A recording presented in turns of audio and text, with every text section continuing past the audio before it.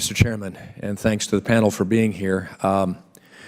This week, my colleagues on the Republican side of the aisle began unveiling a policy, as was mentioned earlier, an agenda that is intended to tackle some of our country's biggest challenges. The first plank of our initiative looks at ways to address poverty, and SNAP is a key part of our safety net to serve and support the most vulnerable and make sure that that's the population we really and intentionally meet the needs of. Our initiative is aimed at lifting people out of poverty and onto the ladder of opportunity. And so, Commissioner Mayhew, I was especially struck in your testimony, your personal testimony, about the lessons your family passed on to you about the value of hard work. Depression era, not you. Thank you. Though my parents had the same story, but they were the ones in the Depression era, so I came from that. And it had similar lessons gained from that experience that I think have benefited me well, and apparently you also. If you would be so good, Commissioner Mayhew, as to talk in more detail about the federal SNAP regulations that create barriers, as you mentioned, barriers to your efforts to pursue those who traffic in benefits. Give us some more insight on that. Thank you. I appreciate the opportunity to elaborate. Certainly, we care deeply, the Governor cares deeply about the success of these safety net programs, and it is critical that we are constantly evaluating whether or not our limited resources are being used effectively to support vulnerable individuals and families. I also have the privilege of overseeing our child welfare agency, and I want to make a point and a connection about what we are seeing in terms of the challenges and truly destruction of our families when 60% of the children today who are coming into protective custody are doing so as a result of parental substance abuse. We know we have a serious challenge in our state with drugs, with substance abuse, and certainly, as I mentioned in my testimony, we know there is a connection with trafficking in EBT cards for drugs and for cash.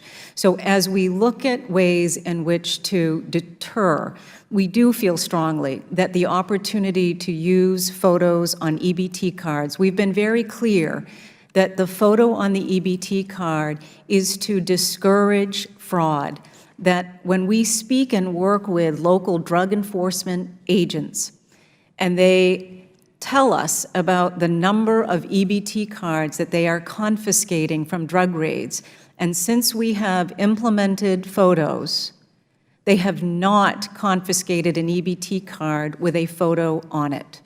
The challenge has been, as we have implemented, we've received numerous concerns and communications from the USDA regarding our implementation of this federally permitted option, and again, we've done it on a voluntary basis. I was going to bring that up again. I think you mentioned it was voluntary. It is voluntary. We certainly offer to individuals the ability to put their photo on the EBT card. So what's the problem the federal government is giving on that then? They have raised a number of barriers. When we first decided that we were going to implement, we had provided a number of documents to the USDA to provide all of the background to how we intended to implement, responding to all of their questions. We were told to stop, to not go forward.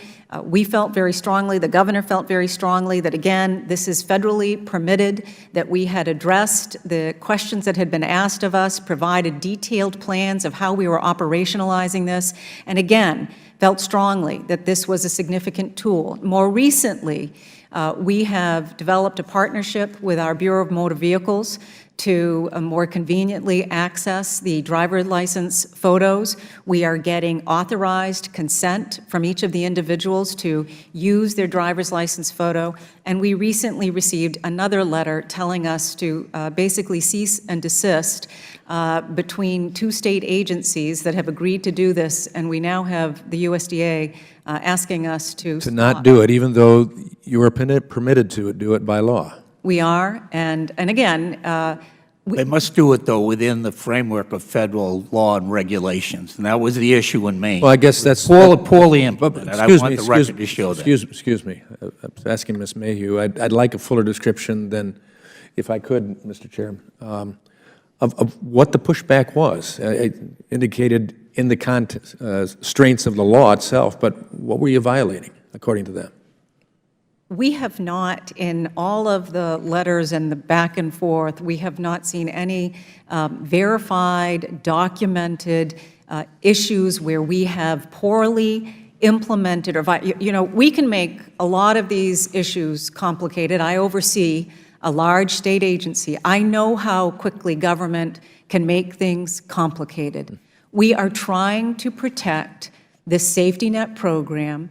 We see the trafficking in these cards that is taking away a vital resource for a vulnerable child from a family, and we have identified this as a meaningful tool to discourage trafficking.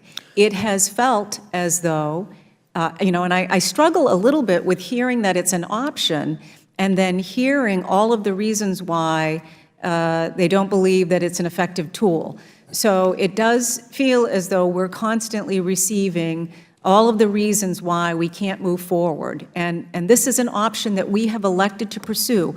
We have done it in consultation with the USDA. We have responded to their questions. We have met with their staff. This dates back to the spring of 2014, that we have been working with the USDA, responding to their questions, but we want to do it in partnership with the shared goals. I appreciate that. My time has expired, but Mr. Chairman, I appreciate you giving me that extra time, because it is frustrating to hear of a state that's attempting to do something that seems to be having some positive impact, trying to do an option that they have available from federal government, continually push back.